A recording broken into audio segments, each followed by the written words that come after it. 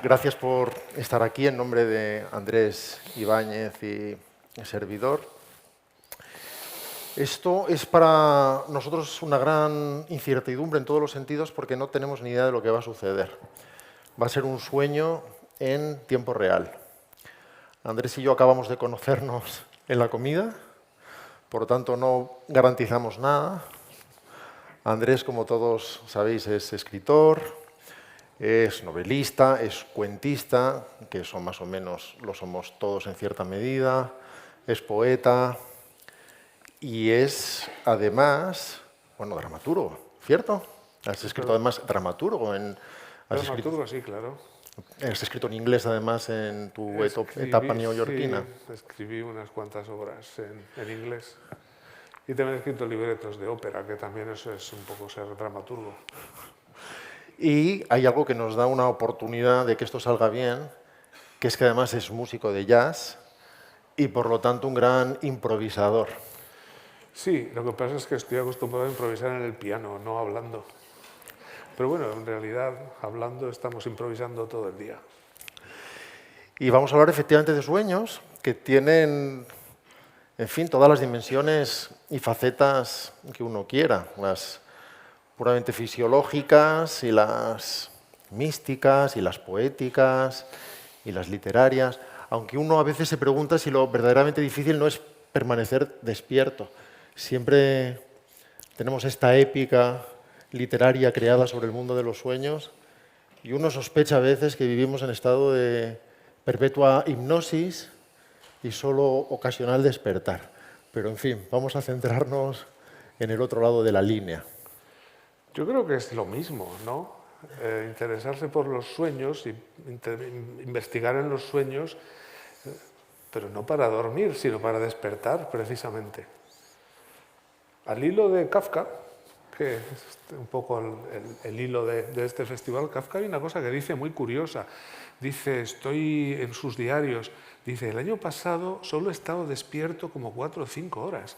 Entonces, dices, pero Kafka lo que quería era estar despierto. Parece que lo que quería es estar soñando todo el rato. Pero creo que los que se interesan por los sueños porque quieren estar despiertos. Sí, desde luego, la apreciación de alguien que dice que en un año ha estado despierto 4 o 5 horas, ¿se refirió a un año? ¿Te referías a un año? Aún sí, claro. Claro, pues fíjate, no sabía eso, supongo que estará en sus cartas, pero alguien que tiene la percepción de que en 365 días solo ha tenido 4 o 5 horas de despertar, es alguien que se toma muy en serio la vigilia.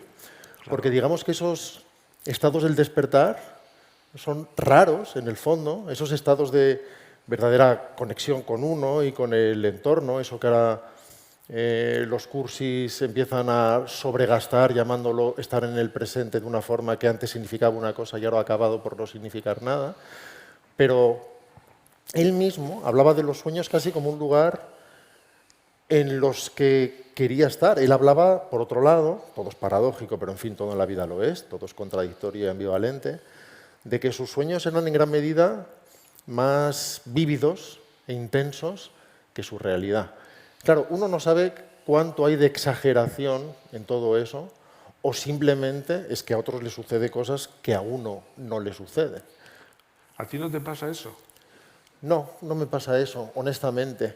Es decir, Pero sí que... no siempre y en todos los sueños, pero que tienes sueños que parecen más reales que la realidad.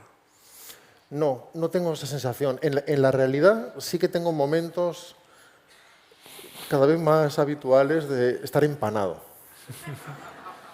Y en los sueños raramente tengo conciencia de estar soñando, a veces sucede, luego hablaremos de eso si quieres, pero los sueños tal como los percibo solo se recuerdan ocasionalmente, yo al menos solo los recuerdo ocasionalmente, hay gente que está entrenada para vivirlos de otra manera y para invocarlos y para participar en ellos. Pero me he dado cuenta que son muy inconcretos en lo físico, son muy intensos en lo emocional. Tienes sensaciones muy claras y emociones muy claras relacionadas con el miedo, con el placer, pero, por ejemplo, nunca me detengo a observar el entorno. Es como que el flujo es constante, te arrastra Dentro del sueño, dices. dentro del sueño. Y solo muy ocasionalmente, aunque a veces sucede, tengo conciencia de estar soñando. Y cuando tengo esa conciencia, trato de coger el joystick y no funciona. Consigo 1 o 2 movimientos, pero el objetivo que querría invocar, haciéndome reyezuelo de esa realidad nueva, vuelve a animarse con su propia vida y vuelve a expulsarme del control. Bueno, fíjate, es que, claro, yo pensaba que esto iba a ser como el culmen de la charla, ¿no? Pero, claro, es que hace falta práctica para conseguir eso. Eso es lo que se llama un sueño lúcido, ¿no? O sea, despertarte dentro de un sueño. Pero para despertarte dentro de un sueño hay varias técnicas, ¿no? Y hay varias formas de hacerlo. Y claro, primero está despertarte dentro del sueño, darte cuenta de que estás soñando, y luego lo siguiente es aprender a moverte dentro del sueño.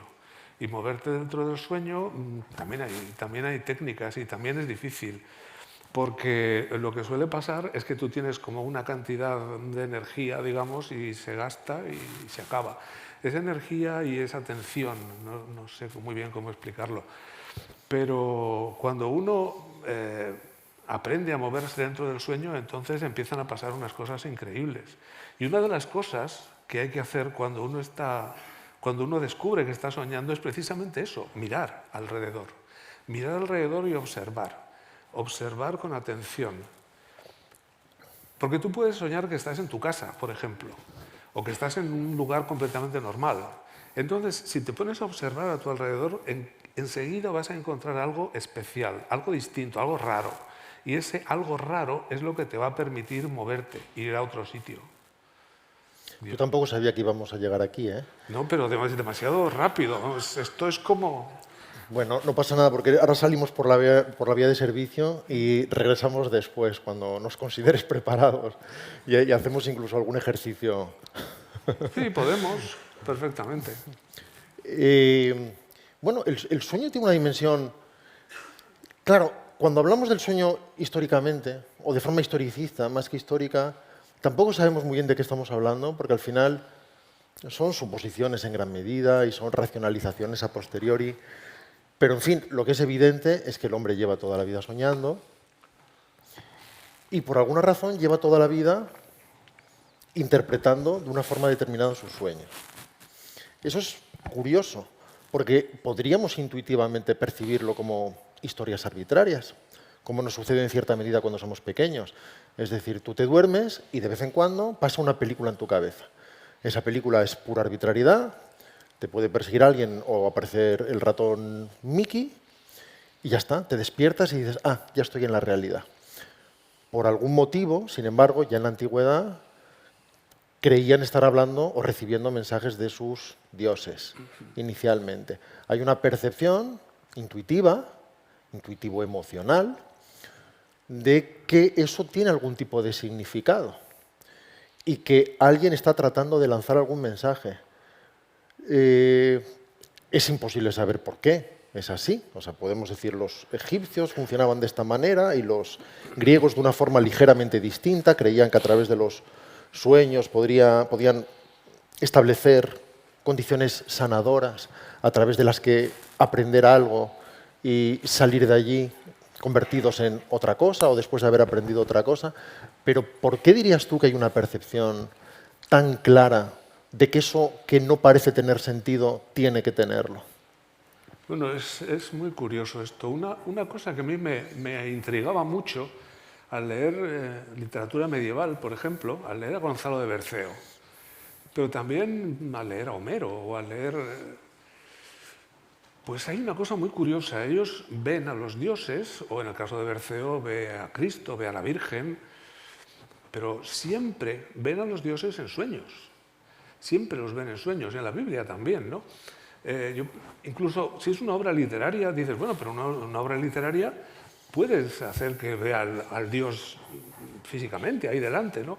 Siempre los ven en sueños. ¿Y esto por qué?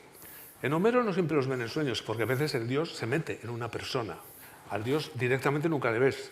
El dios dice, no, se metió en una señora mayor, en una anciana, y ahí estaba metida. Y entonces vio que era, no sé, Hera o quien sea. ¿Por qué no ven a los dioses directamente? Y claro, es que seguramente lo que nosotros llamamos dioses, religión, apariciones, fantasmas, todo eso tiene que ver con el mundo de los sueños. Es que el mundo de los sueños, yo creo que eso es la clave, eso que tú acabas de decir, la sensación de que en los sueños hay algún contacto con algo real, que hay algún mensaje, que hay algo que a nosotros lo necesitamos y nos sirve. El dios Apolo, por ejemplo, nosotros relacionamos a Apolo con el sol, con la claridad, incluso con el racionalismo. En realidad, el dios Apolo es el dios de los sueños y es también el dios de la curación. Igual que en los templos, en Epidauro, por ejemplo, en las ciudades griegas, había templos de curación que estaban dedicados al dios del sueño. Estaba relacionado el sueño con la curación. Bueno, yo no creo que los antiguos fueran antiguos y nosotros somos diferentes. Yo creo que los seres humanos son iguales siempre. Y nosotros no tenemos esa relación con los sueños, pero eso habla en contra nuestra, porque yo creo que en realidad la relación con los sueños es necesaria para comprender la integridad del ser humano, la totalidad de lo que somos. La cuestión de si los sueños son un producto fisiológico, sin mucha importancia, o son algo que puede ser real y que puede llevarnos a estar en contacto con nosotros mismos, a recibir mensajes, incluso a recibir curación, a mí me parece clave. Porque además hay una cosa que a mí me parece, que yo no sé, no tengo datos de esto, no lo sé, pero a mí me da la impresión de que estamos en una época en que se sueña muy poco. Yo no sé qué pensarás tú de esto. Yo creo que has empezado hablando de los griegos, de los egipcios. Es que en esa época el sueño era la experiencia fundamental, era fundamental. Los seres humanos prestaban una gran atención a los sueños, porque todos los mitos están hechos de sueños. Todos los dioses están hechos de sueños. Es que es esa realidad. Nosotros tenemos esa realidad muy olvidada. Creo que soñamos poco. Yo no sé si es posible soñar poco. Quiero decir que incluso desde un punto de vista puramente fisiológico, y ninguno de los dos somos neurocientíficos y por lo tanto no nos las vamos a dar de nada, pero incluso desde un punto de vista estrictamente fisiológico, da la impresión de que son necesarios. No sabemos muy bien por qué, pero para determinado equilibrio. Y parece que en esa fase, que todos sabemos que se llama REM, de los movimientos rápidos de ojos, es el momento en que soñamos, por un lado, con nuestros músculos completamente paralizados, pero ahí se producen procesos que asientan nuestros conocimientos y vivencias del día, que nos permiten un determinado equilibrio emocional que da la impresión de que se procesa durante la noche y queda colocado en sitios más estables. Es decir, parece ser importante, al margen de que nos acordemos o no. Y de hecho, cuando se interrumpe, es decir, cuando se interrumpe el sueño, no se le permite a alguien dormir, todos sabemos lo que sucede, pero cuando simplemente se le interrumpen sus sueños y no su sueño completo, también se generan serios problemas, aunque el descanso sumando horas sea teóricamente suficiente, porque hay algo que sucede en el proceso del sueño. Digo que no tengo muy claro si se puede soñar poco, porque lo cierto es que se sueña cada noche, todo el mundo, se recuerde o no.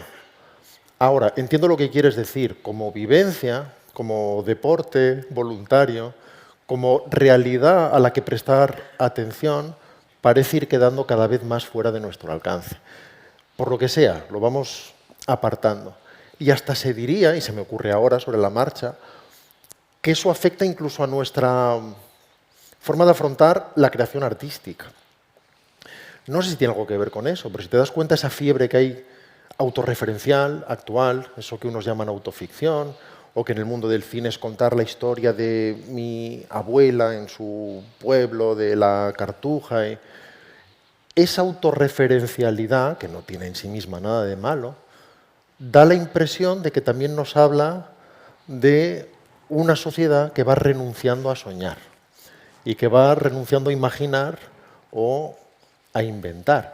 Y al fin y al cabo, cuando empezamos a leer incluso de niños, la cosa va de caerte en el agujero del conejo blanco y de encontrarte con seres diminutos que te atan en la playa y de cabalgar balas de cañón, y da la impresión de que hay algo de eso que vamos olvidando. Totalmente de acuerdo. Sí, tienes razón.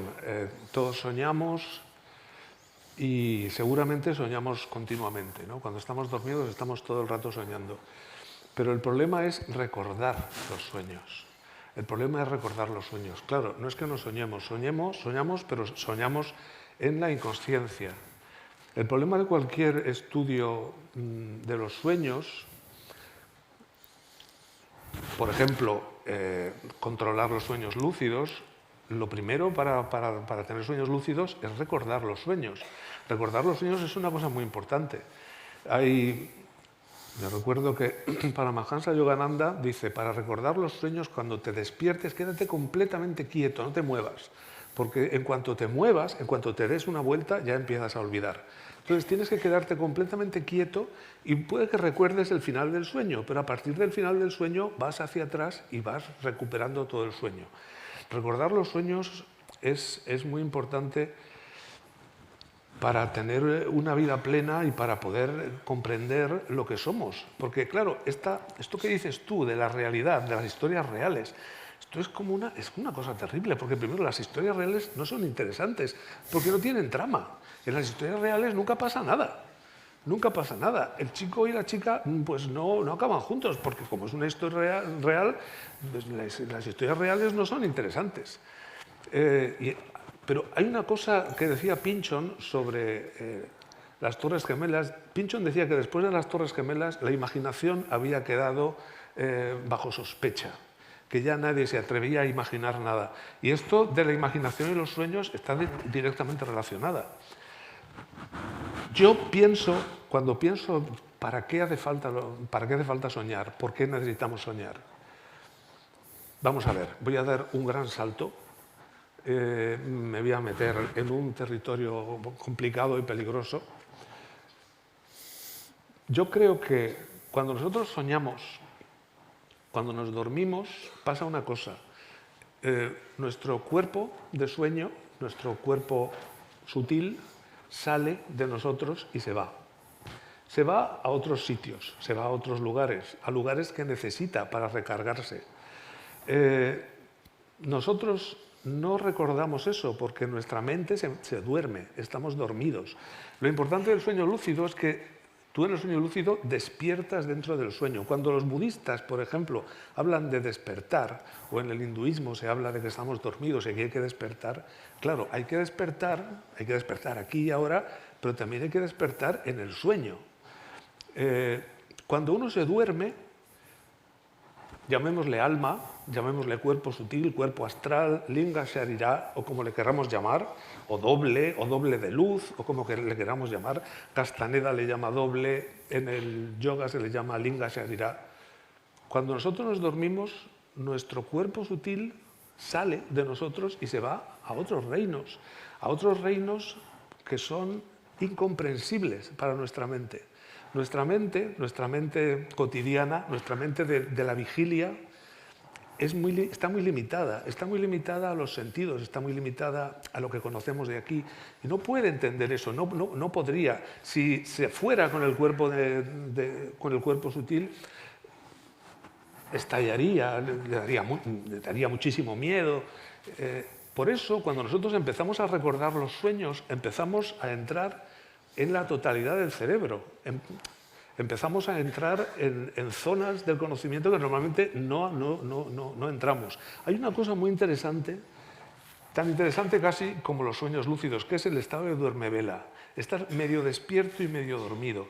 A mí me maravilla, por ejemplo, oír música cuando estoy dormido.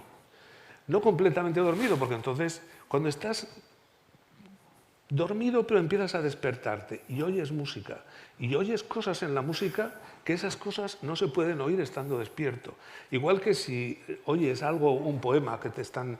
o entiendes cosas que despierto no las puedes entender, porque la mente, estando despierto, es mucho más limitada.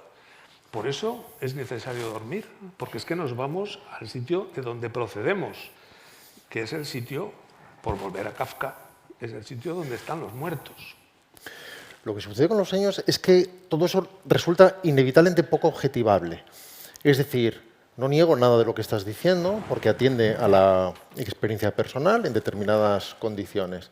No soy ningún positivista, pero el ser humano es un animal simbólico, por sí solo, por razones psicológicas que no sabemos cuáles son. En gran medida las condiciones nos vienen dadas y con eso jugamos como sea. Eso significa que tratamos de interpretar las cosas. Lo digo para jugar, ¿eh? Y muchas de esas condiciones que nos parecen objetivas, porque las hemos demostrado ante nosotros mismos, hemos visto según qué cosas, resultan a veces interesantes. Te pongo un ejemplo de un buen amigo que ha practicado varios de estos, digo pretendidos no a modo de juicio, sino simplemente para permanecer neutro, viajes a través de lo que tú consideres, el doble etérico, lo que tú quieras. Y lo hizo con una ceremonia de determinadas sustancias en América. No soy ningún experto, o sea que ahora mismo no recuerdo si era peyote o era ayahuasca o qué era. Bien, y él se recuerda a sí mismo saliendo de su cuerpo, se recuerda a sí mismo flotando sobre el Atlántico, sobrevolando su casa en Galicia, viendo la casa desde el aire, viendo el tejado, viendo todo, entrando dentro, viendo su cuarto. Todo era perfectamente objetivo y tenía detalles precisos de cada uno de esos elementos. Cuando se despertó, dado que es una persona que mete el dedo siempre dentro de la llaga y necesita ver para creer, lo primero que hizo fue irse a Google Maps, es escéptico por naturaleza. Vio su casa desde el aire y no se parecía nada a la que había vivido en su experiencia. Bien, ¿esto niega su experiencia? No lo sé, no tengo ni idea. No sé si incluso una experiencia que en cierta medida o en cierta dimensión es en sí misma simbólica, también puede generar imágenes simbólicas que no son necesariamente objetivas o relacionadas de forma precisa con el mundo físico. Pero tampoco sé en qué medida uno usa ese tipo de racionalizaciones para ajustar sus parámetros a aquello que percibe. Y por otro lado no es un tema solucionable, solamente es un tema sobre el que reflexionar. Pero es que no funciona así. Tú cuando tienes un ensueño o un sueño lúcido o un viaje astral o tomas ayahuasca, tienes visiones, lo que ves no es lo que ves con los ojos, porque tú estás soñando. Tú estás soñando. Cuando tú tienes en los viajes astrales, tú puedes estar en tu cuarto, tú puedes salir de tu cuerpo, estás despierto, te metes en la cama y sin dormirte sales de tu cuerpo y sigues estando despierto, nunca te has dormido. Pero al mismo tiempo lo que ves ya no es lo que está ahí. Lo que ves ya no es lo que está ahí. Y tu amigo, claro, vio unas cosas que no son lo que se ve en Google Maps, porque él estaba soñando, él estaba en otro mundo que es un mundo de imágenes, un mundo simbólico. Yo te voy a contar lo que me pasó a mí la primera vez que tomé ayahuasca. O sea, era ayahuasca después de todo. Bueno, yo no soy un periodista, no soy un historiador, yo soy un escritor. Yo escribo novelas y trabajo con la imaginación. Y mi lenguaje es el lenguaje de la imaginación y el lenguaje del arte. A mí no me interesan ni las historias reales, ni la sociología, ni nada de eso. Y a mí me interesa mucho el mundo de la imaginación y el mundo de las imágenes. Sí, yo he tomado ayahuasca varias veces, también he probado el peyote y los hongos, Psilocybe cubensis, pero más veces ayahuasca. Yo te voy a contar la primera vez que yo tomé ayahuasca. Bueno, yo estaba en Nueva York, había un chamán peruano que venía, bueno, yo me fui a esta ceremonia, yo estaba muy asustado, pensaba que a lo mejor me moría. De hecho, arreglé un poco mis asuntos, por si acaso esa noche me moría, porque yo pensaba, ¿esto qué es?, ¿no? Y entonces, bueno, pues era una ceremonia, era un sitio grande, un círculo, estábamos todos vestidos de blanco y yo iba con un amigo y nos llevamos una foto, porque la ceremonia de la ayahuasca es una ceremonia de curación, es una ceremonia curativa. Entonces, teníamos un amigo, Martín, que tenía un problema de salud. Nos llevamos una pequeña foto de Martín y la pusimos allí. Hay un pequeño altar, pusimos la foto de Martín y luego hubo toda la ceremonia que dura toda la noche, todos vestidos de blanco, tienes visiones, vomitas, lo pasas fatal, etc. A la mañana siguiente, no me morí, y fuimos a desayunar y quedamos para desayunar con Martín, con este chico. Quedamos en un café y entonces nos dice, esta noche he soñado con vosotros dos, nos dice. He soñado con vosotros dos. Pues así, ¿qué has soñado? Pues he soñado que estaba en una habitación y había mucha gente, todos vestidos de blanco, y yo os miraba por encima. Entonces yo pienso, bueno, aquí, en esta pequeña anécdota, que es una tontería y no tiene importancia, pero esta pequeña anécdota, que es una tontería, demuestra que hay una conexión entre lo que nosotros estábamos haciendo ahí y otra persona que estaba en su casa, durmiendo. Entonces, hay una conexión. Yo no sé cómo es. Tú dices que no es objetivable. Claro que no. No es objetivable, no es medible, pero después de muchas experiencias uno se da cuenta de que al entrar en el mundo de los sueños, que es el mundo de las visiones, de las llamadas alucinaciones, uno se pone en contacto con cosas reales y uno puede conectar con otra persona que no está allí. Lo que es cierto es que en el mundo del arte, al margen de la interpretación, unos puede que con una vocación manifiestamente iniciática y otras de forma puramente creativa y desde la pura inconsciencia, parecen conectar con según qué. Vamos a decir que un artista tiene el brazo más largo que otros. Y cuando lo estira, atrapa cosas con más facilidad que otras. Por la razón que sea, incluso si es un descreído o si es un puro racionalista, y lo usa estrictamente como forma de inspiración estética, por decirlo. Así sucede. Por otro lado, muchas de estas explicaciones internas no pasan a la historia en su superficie, quedan escritas en la intrahistoria.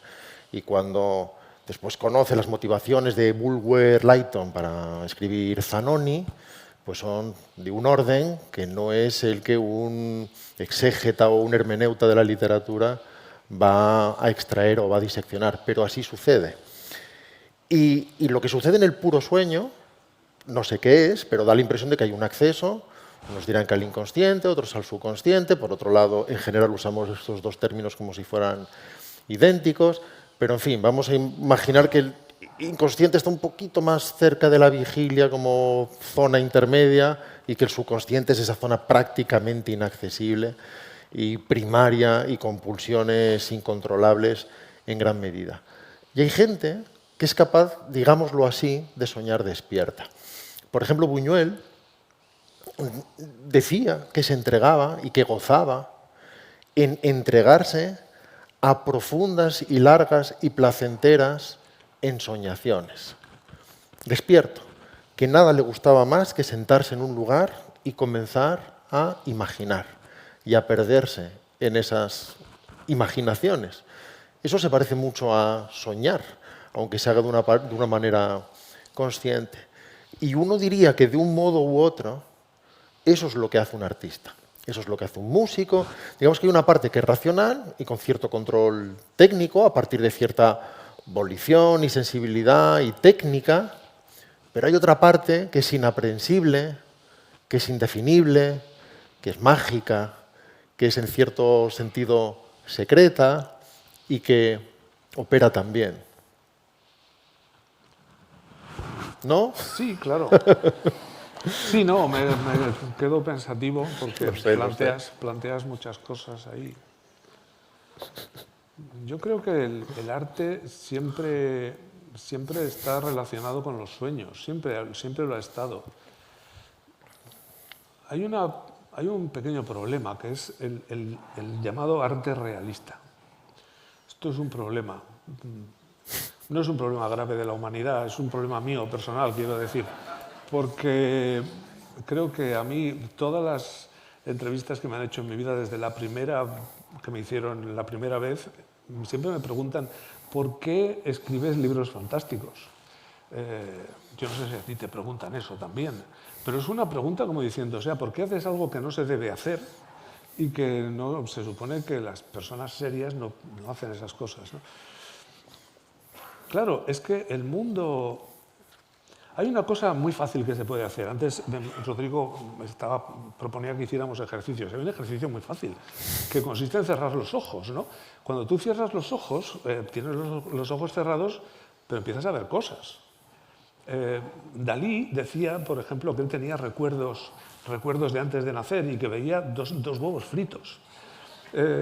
Incluso tiene varios cuadros donde tiene estas pinturas de recuerdos antes de nacer que son dos huevos fritos. Claro, yo creo que los dos huevos fritos son los dos ojos, ¿no? Es cuando haces así, pues empiezas a ver como huevos fritos, ¿no? Empiezas a ver como resplandores y como formas circulares, y podemos hacer fácilmente, ¿no? Cuando tú aprietas los ojos, empiezas a ver destellos. Los sueños comienzan en los ojos, comienzan físicamente en los ojos, empiezan a producirse colores, y yo creo que de ahí una de las técnicas, por ejemplo, para hacer sueños lúcidos, para despertar en el sueño, es intentar dormirte sin perder la consciencia. Si tú intentas dormirte, relajarte profundamente, dormirte, pero seguir estando consciente, pasa una cosa, empiezas a ver figuras, empiezas a ver colores, empiezas a ver como dibujos animados. Esto es una cosa, también pasa con los alucinógenos, también pasa con los psicotrópicos. Con los psicotrópicos tú ves dibujos animados a veces, pero ves ratoncitos y conejitos colorados que corren y autobuses dorados llenos de animales que suben por árboles. Ves dibujos animados, pero es que no es eso, es que los dibujos animados son alucinaciones. Igual que lo son los rosetones góticos, igual que lo son las miniaturas, igual que lo son las alfombras persas, todos esos dibujos, toda esa cantidad de colores y ese deleitarse en los colores, eso está en nosotros, es lo primero que vemos en el sueño.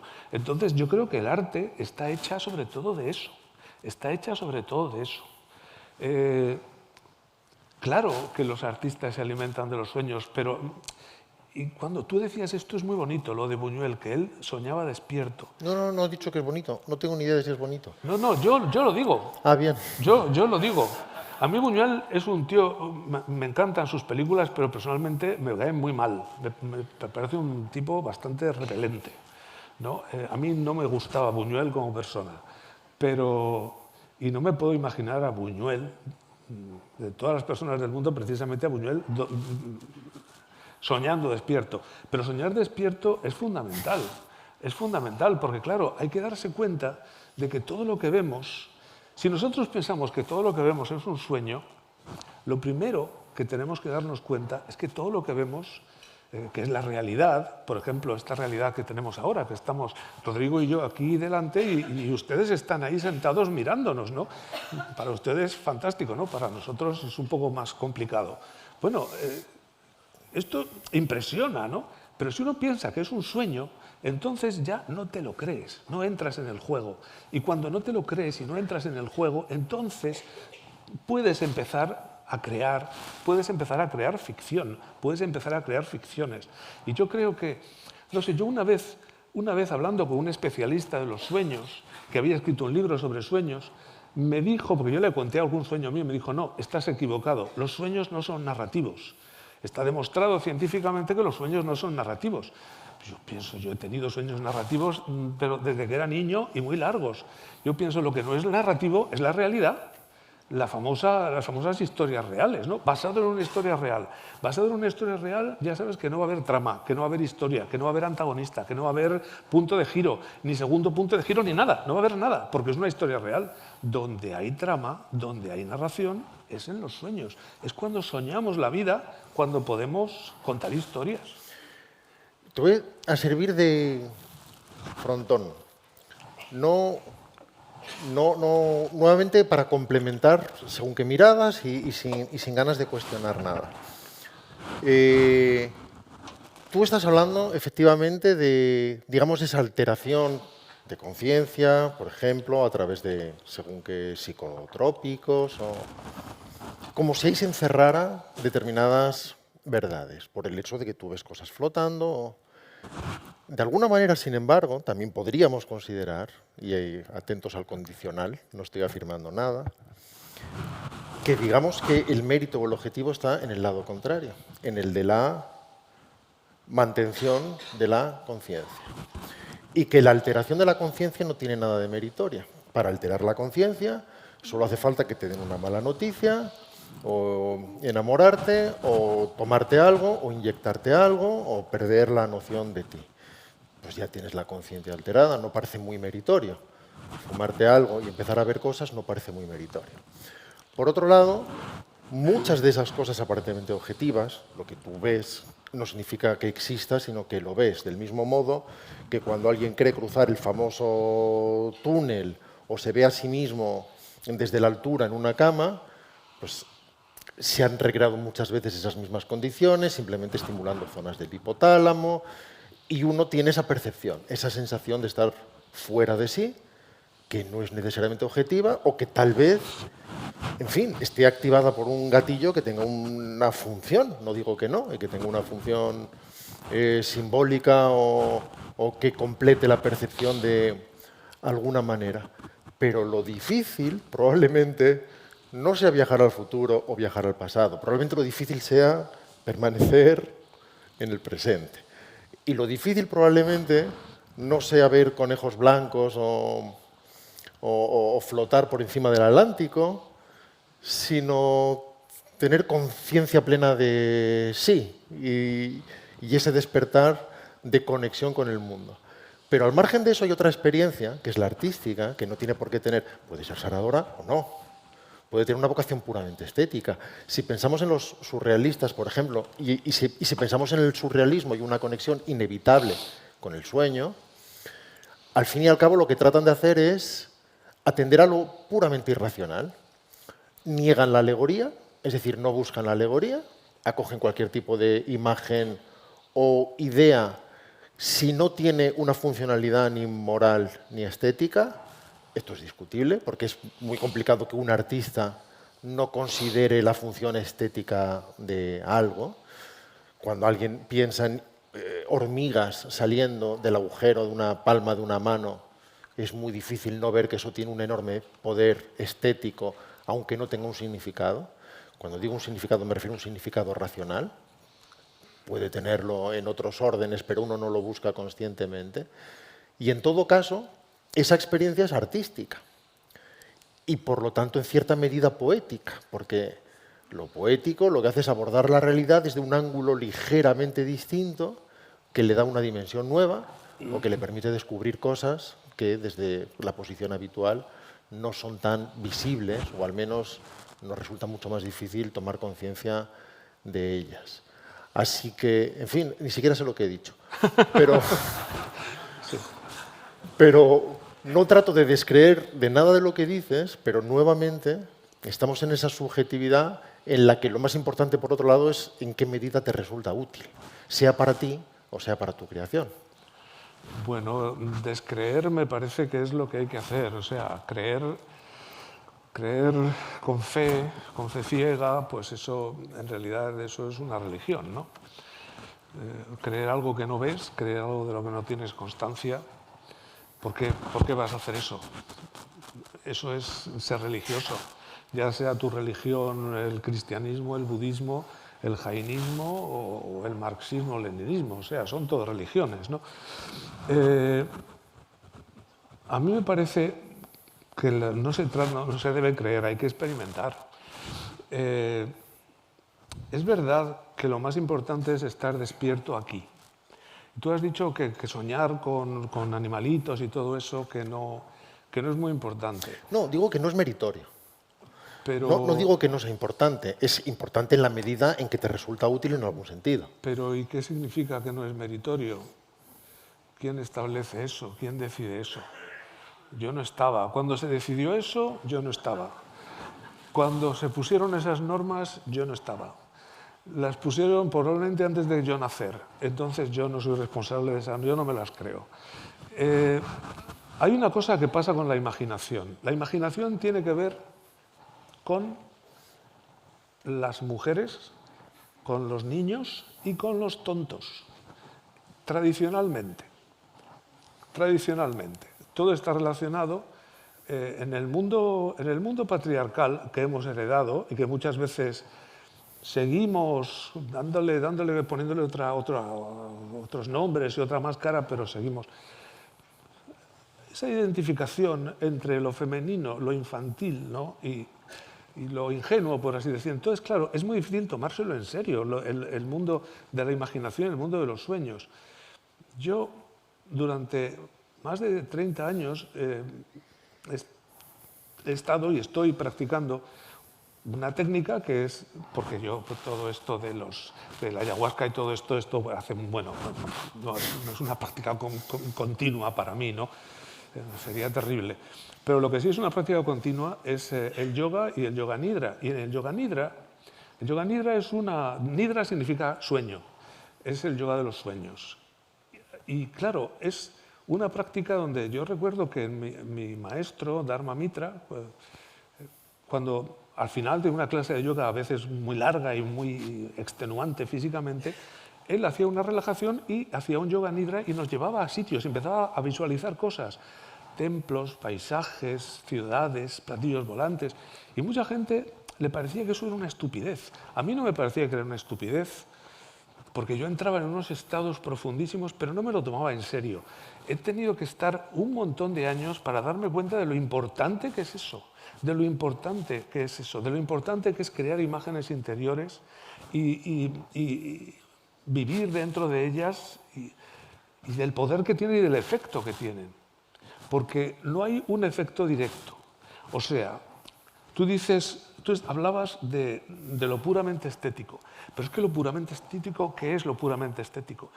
Una cosa que nos gusta, una cosa que es bella, es que las cosas que son bellas son curativas.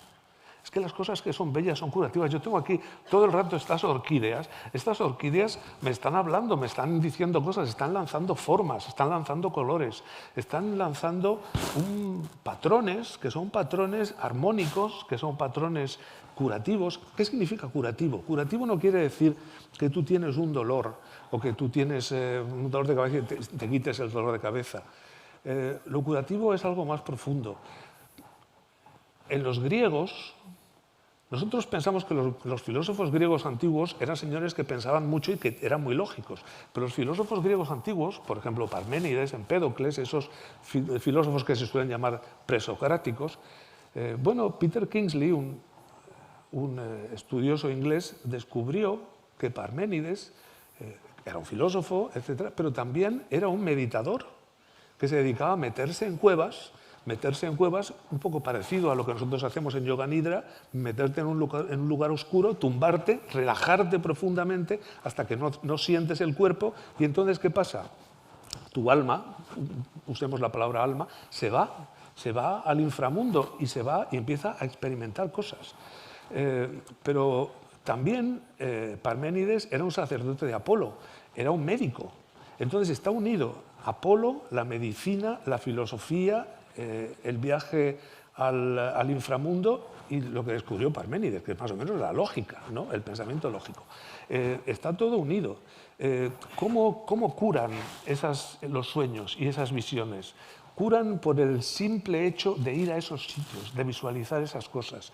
No es posible una experiencia estética que no tenga emoción y que no cree cosas en nosotros y que no nos limpie por dentro. Yo no puedo entender algo que sea simplemente bello, porque lo que es bello es verdad y hace cosas en nosotros. Tiene una función armonizadora, por decirlo así.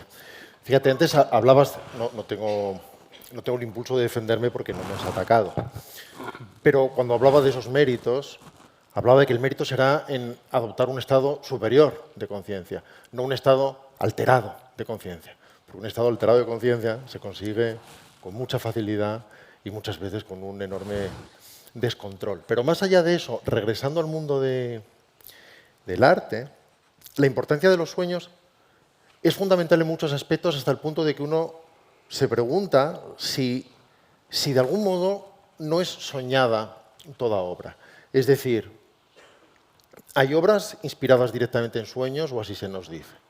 Paul McCartney nos cuenta que Yesterday es una melodía que surge en sueños, que él da por hecho que seguramente es un estándar de jazz o una melodía tradicional, hasta que después de tratar de localizarla se da cuenta de que no y dice, pues nada, es mía y la firmo. O Let It Be, no la canción entera, sino que se supone que él sueña con su madre diciéndole déjalo estar y a partir de ahí, eso ya es una inspiración de otro orden, sale adelante. Eso sucede por otro lado con varias canciones.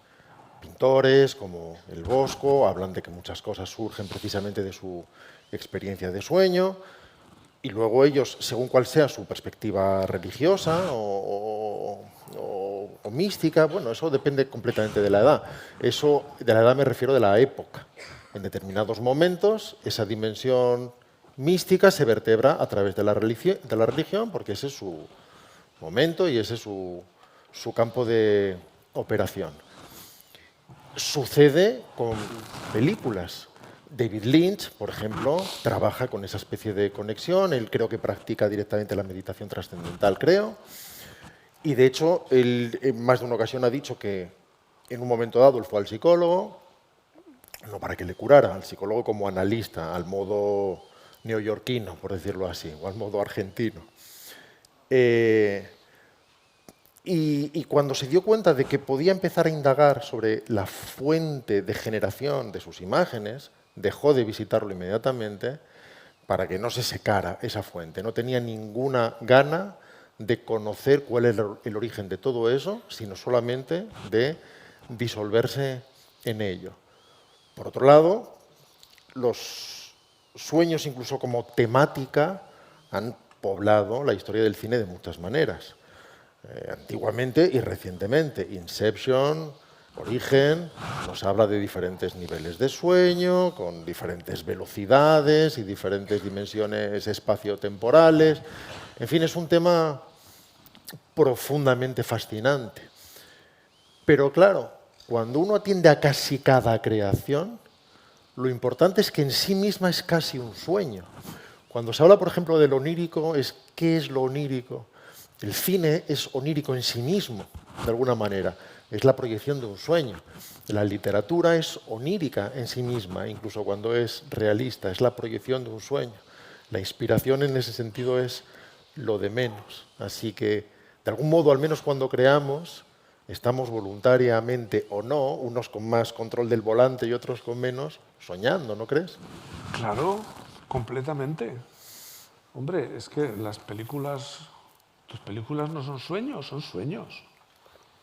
Incluso, aunque sean sueños que tratan de personas que no creen en los sueños o que quieren investigar si eso es verdad o mentira, ¿no? Pero todo es un sueño. Una cosa maravillosa del cine es que todo es mentira. Yo recuerdo que una vez estaba en Nueva York, por esas cosas de la vida, muy cerca de ese lugar, es una tontería, ¿no? Muy cerca de esa imagen que sale en Manhattan. En la película Manhattan de Woody Allen hay un momento en que por la noche ellos se van, se encuentran en un banco y están al lado de un puente, que es el puente de Queens, el Queensboro Bridge, que es un puente muy bonito, y entonces se sientan en un banco y están allí viendo el puente. Yo pensé, qué bien, pues ya que estamos aquí, vamos a ver ese sitio. Ese sitio no existe. No hay ese sitio, no existe esa calle, ni ese banco, ni nada. No es posible, no existe. Y esto es lo que pasa con el cine. El cine, todo lo que hay en una película es inventado, ¿no? Es mentira. Es mentira. Directamente, claro. es el arte de la mentira.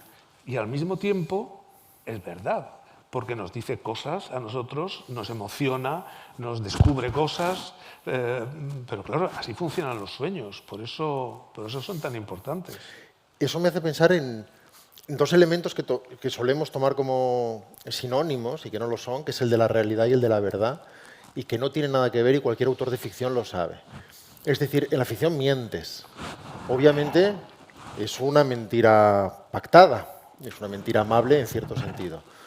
Ese plano de Woody Allen existe. está el puente, está el encuadre con un teleobjetivo que genera una impresión porque no vemos lo que hay a la izquierda y a la derecha, y alguien de arte ha colocado ahí un banco, cuando en realidad eso no es un promenade o no es un mirador, y genera la mentira de que ese lugar ideal existe en Queens. Efectivamente, es una mentira, para mostrar una verdad.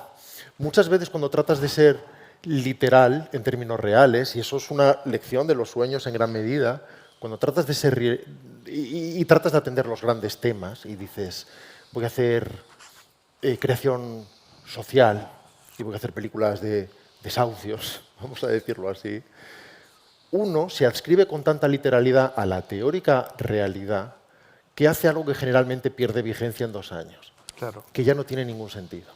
Mientras que cuando algo miente conscientemente para recrear, para idealizar, según qué sensaciones y verdades contradictorias del hombre o ambivalentes del hombre sucedan en una nave espacial, en un desierto, o en el famoso desahucio, que también se pueden hacer historias de desahucios, si uno atiende a esas verdades internas de la propia historia y no de su teórica vocación aleccionadora, se encuentra con que eso tiene una oportunidad de resonar en diferentes momentos, ante diferentes gentes y en diferentes sociedades, porque tiene un alcance mucho menos limitado que rebota o que dialoga con las vivencias de cada cual, que le permitirá darle interpretaciones diferentes que no serán, que no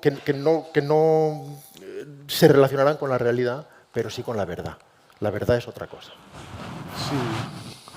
Sí, totalmente de acuerdo. De todas maneras, si yo hago una película sobre una nave espacial, tengo que soñar la nave espacial y el planeta lejano. Y si hago una película de desahucios, tengo que soñar el desahucio. Es que también tengo que soñarlo, ¿no? En la serie, ¿cómo se llama esa serie que empieza con un desahucio? Antidisturbios. Antidisturbios. En la primera secuencia de Una Antidisturbios secuencia estupenda, es además. tremenda porque hay un desahucio, pero claro, no es un desahucio, es una pesadilla. Es una pesadilla por la cantidad de gente que hay, por la cantidad de gente que viene, por la cantidad de cosas que se amontonan. En la realidad, cuando uno ve en las noticias incluso a uno que le matan, una visión de la guerra, nunca se ve bien, nunca está claro, siempre pasa como en un lado. En la realidad, la realidad, digamos, documental, nunca es tan expresiva. Para que eso tenga sentido, para que sea expresivo, para que emocione, para que llegue, hay que soñarlo, hay que inventarlo, ¿no? Es que no hay diferencia. Yo estaba pensando en una canción cuando estaba, porque yo para preparar esto luego al final ha sido muy fácil y muy placentero, pero yo he sufrido mucho preparando esto. He leído millones de cosas. Y también he preparado, pues pensaba yo empezar con un poema que dice solo se vive 2 veces. Supongo que os sonará, ¿no? Solo se vive 2 veces es una película de 007. Solo se vive 2 veces es una canción que la canta Nancy Sinatra. La música es de John Barry, el gran compositor de cine, y solo se vive 2 veces, dice así la letra, solo se vive 2 veces, o eso parece, una vida para ti y una vida para tus sueños. Bueno, la letra de solo se vive 2 veces, tú ríete, la cantará Nancy Sinatra y será de una película de 007, pero es tremenda. Y claro, la idea de que se viven 2 veces y de que tienes 2 vidas, yo estaba pensando, claro, es que tenemos 2 vidas. Tenemos una en la que tienes que ir al banco, coger el autobús, recoger a los niños del colegio, etc. Y luego hay otra en la que... Y claro, yo pensaba, ¿y la otra cuál es? Maravillas. Yo pensaba, no, la otra es esa en la que ir al banco, recoger a los niños del colegio, coger el autobús, se convierte en un sueño. Que eso es lo que hace la ficción. La ficción no inventa. Inventar no tendría sentido. Todo lo que está ahí a mí me interesa y a mí me gusta porque me dice algo de mí. Si la ficción, sea del género que sea realista, sea fantástico, inventara cosas, entonces eso a quién le interesaría, a nadie. en realidad no inventa, está diciéndonos cosas nuestras, pero está diciéndolo en un lenguaje, que es el lenguaje de la imaginación, o llamémosle del arte, o llamémosle de los sueños, porque para mí está todo relacionado. Vamos a cerrar, si te parece, Andrés, con Kafka, tal y como hemos empezado. La dirección del festival ha llamado a nuestra conversación Considérame un sueño, atendiendo a una historia preciosa que cuenta Max Brod, cuando era jovencito y entró en su casa con Kafka, con su amigo Franz, y el padre de Brod estaba dormitando en un sillón. Y reaccionando al ruido, trataban de ser cuidadosos, pero en fin, algo de ruido hace el ser humano cuando pisa el suelo. El padre se revolvió y Kafka le dijo: considéreme un sueño, para que volviera inmediatamente al sueño. Qué cosa más poética, pequeña y delicada, y de qué manera define su propia literatura. Ha sido un gran placer compartir cama contigo. Ahora lo vamos a celebrar firmando libros, camisetas del Atleti y balones de playa. Y en fin, si os ha gustado la charla, ha sucedido. Y si no os ha gustado, consideradla un sueño. Gracias.